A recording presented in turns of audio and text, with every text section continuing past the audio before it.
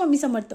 श्रावण महिन्याला लवकर सुरुवात होणार आहे. श्रावण महिना अतिशय पवित्र महिना आहे, कारण श्रावण महिन्याला सणांचा राजा देखील म्हणलं जातं.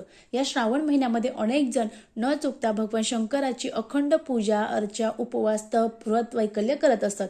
अहो मंडळी, आपल्या घरामध्ये भगवान शंकराची अखंड कृपा राहावी असं प्रत्येकाला वाटतं. मग त्यापूर्वी श्रावण येण्याच्या आधी तुम्हाला घरातून ही एक वस्तू आहे ती काढून फेकायची आहे. आता ती वस्तू कोणती ते सांगते, पण त्यापूर्वी आपण जर माझ्या चॅनलला नवीन असाल तर प्लीज चॅनलला सबस्क्राईब करा.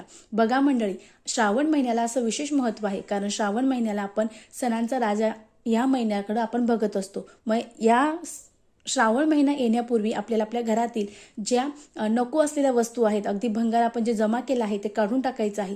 काही फोटो असतील फाटलेले तुटलेले, ते फोटो आहे ते काढून टाकायचे आहे. नको असलेले कपडे असतील खूप सारे, ते सुद्धा जे गरजू आहेत त्यांना देऊन टाकायचे आहे. यासोबत आपल्याकडे काही तुटलेल्या मूर्त्या असतील त्या सुद्धा आपल्याला पाण्यात विसर्जित करायच्या आहे.